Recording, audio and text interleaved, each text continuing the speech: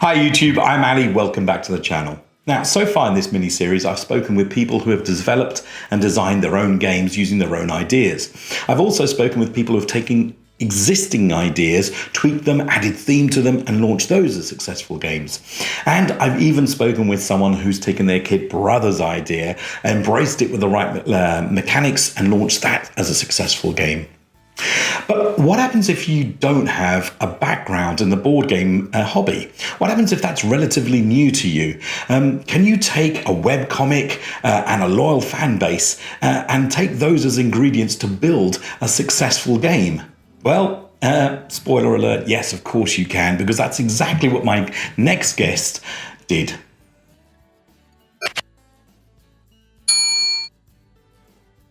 My name is Malachi Ray Rempen, and I'm a, well, how did I get into this game design? I used to play board games when I was a kid. My dad's German, and so even as a kid, we used to play these sort of strange games that no one else had. He's not particularly into board games, but Germans, like the German culture around board gaming is quite large, and so we always kind of strange games around, like Mensch ärgere dich nicht or Fang den Hut, or like these sort of unusual games. And my brothers and I got into like pen and paper sort of game design. And then we got into video games and we forgot all about board games. And I became a filmmaker and went into film.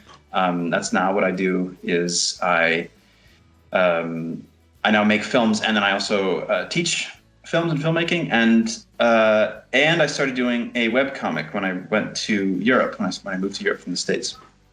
And this webcomic called Itchy Feet was about travel and about language learning. And it sort of, after a couple of years, got a bit of a following. And one of my friends said, why don't you make a card game based on this comic? And I said, well, why not? How hard could it be? Put some images on cards and sort of throw it together. And but I ended up going down this rabbit hole of sort of what game design is. And I didn't get that far into it, but I, with the help of a friend of mine who was a game designer, we published Itchy Feet, the travel game, and I did it as a Kickstarter, and it was like a big success by my standards anyway.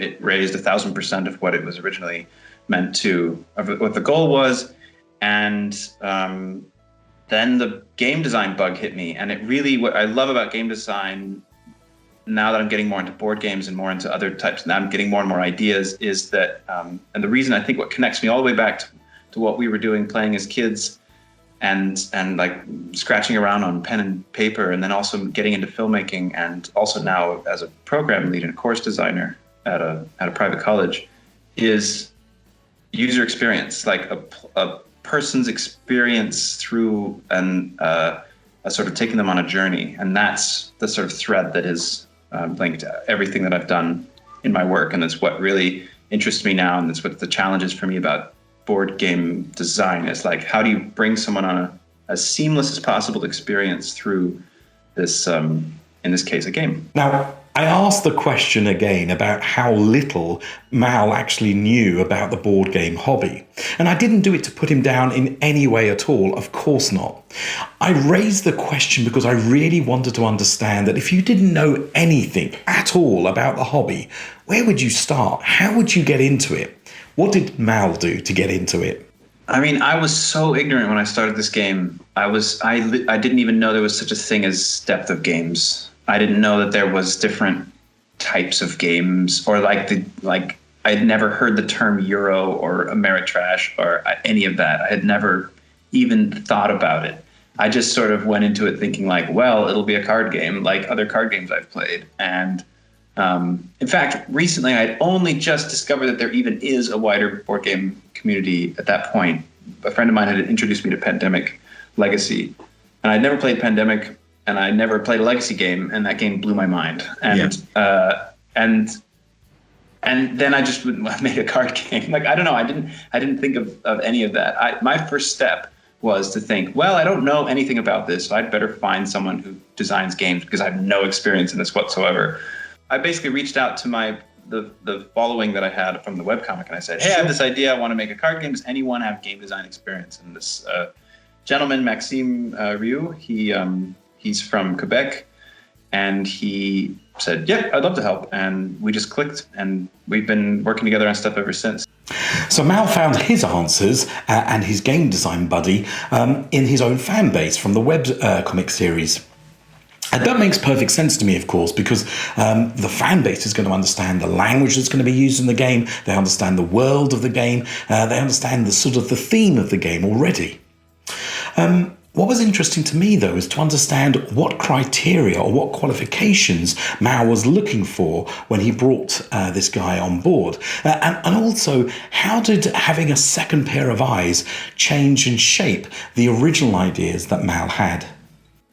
I didn't really consider that sort of my entire career up until that point had been building towards creating player experiences, or not player, but like people's experiences through a thing, whether it's a movie or a course or a webcomic or a game. But I figured I needed someone who had a bit more experience with mechanics and who could I thought there was going to be a lot more math involved. So I wanted somebody who could kind of make spreadsheets and do mathematical balancing and stuff. I assumed that there would need to be some sort of statistic stuff in there, although I've learned since that that's way less important than I thought it was. And then our second step together was just basically to sit there and smash our heads against it. I didn't even know that I wanted, in fact, originally I wanted it to be a language learning game. I wanted it to be a game about, because at that time, the main audience for my comic was about the language learning community, people who learn different languages, and it didn't drift more into travel until recently. And so I wanted to make a card game about what it's like to learn a language. But what we ran into is that there's nothing fun about grammar. So we had these games that had different sounds, and you could build a grammar language, and it just was not fun. And so we scrapped that after about 6 months of working on that and went to the travel theme. And as soon as we hit the travel theme, then it kind of all clicked and went into place. It was oh yeah, your hand is your bag, and that's the country, and it just kind of all made sense. And then it was just about play testing, as you know. Now, since going on that journey of building his game, obviously Mal's learned a whole load and is now far more skilled and understanding of the mechanics of a game. But at the time, he himself said that really the theme seemed to be the starting point for him. So I asked the question I'd asked of previous interviewers, which was, when he was developing his game, how important was theme and how important were the mechanics in how he approached this? Yeah, that's interesting. Eric Lang, I read an interview with him where he said essentially that. What people are always saying, do you start from the mechanic or do you start from the theme? And he always says he starts from what he wants players to experience. And I thought that was a really interesting point of view. And I would love to start that way someday. But for me, my starting place, although I respect the player experience to the point where I think it's the most important thing. I don't my ideas don't come out of I want a player to experience this thing. My ideas come out of a theme, and then I go, well, logically in that theme, you would want to experience X, Y, and Z. So if it's a travel game, you're going to want to experience packing your bags and going to a country and having that be thematically appropriate. And so that the experience of that mechanics need to reflect and need to create that experience. And same with my current board game I'm developing right now, which is a filmmaking game. It started from because I'm a filmmaker, I thought, well, the experience of making a film is very similar to a board game, and I want to replicate that to a certain degree, in so much as it's possible with a board game. And so everything else then comes about creating that experience and making that as fun as possible. But it definitely started from I want to make a game about making a film. And all of my, if I have a list of ideas, all those ideas generally are oh, let's do a game based on this particular idea or theme. And then the player experience will need to respect that. And vice versa, I suppose. Now, it was very obvious and evident to me as I spoke with Mal that as he had gone through the process of developing a game, he'd picked up all kinds of information. He's a very bright guy, and clearly I could see that a lot of these new mechanics that perhaps were alien to him at the beginning of his journey in designing a game were now something that was very much front and forward in his mind. But the games he was producing still lacked that sort of strategic depth, and I was curious to know why. I haven't tried to make a strategy game yet, and I think I think I need to make a few more games before I can reach for something that's that deep and complex and has that many moving parts. Right now, the games I have a fair amount of randomness still in it, because that's the kind of, I also enjoy those kinds of games. I do like strategy, but I guess here's the thing. I'm a sore winner. And not in the way of like, I gloat. I don't like to win. I don't like to be competitive. I don't like winning games. And maybe it's because I had growing up with brothers, and normally that makes you quite competitive, but we were fairly close. And I just never really liked to beat them at things. And so I guess for me, the first game I did, the card game, it is a competitive game, but it's not like a skill-based competitiveness. It's just sort of like because there's a lot of randomness. It's a bit on the more of light, almost party game spectrum. So although I do enjoy playing heavier strategy games, I haven't tried to make one yet. I don't know if that's influenced my designs per se, but I don't consider myself a particularly good strategy game player for that reason, that I don't care enough to win. What a great response from Mal there. Being a sore winner, I love that concept because it reminds me that a game has to be designed to be fun to play, regardless of whether you're going to be the winner or not. That's something I think is a key element in designing a good game. Now, as we came to the end of our interview, I asked the obvious, obligatory cliche question of what advice would you give someone if they were starting out on a similar journey to yourself? What I would say is just make sure it's fun.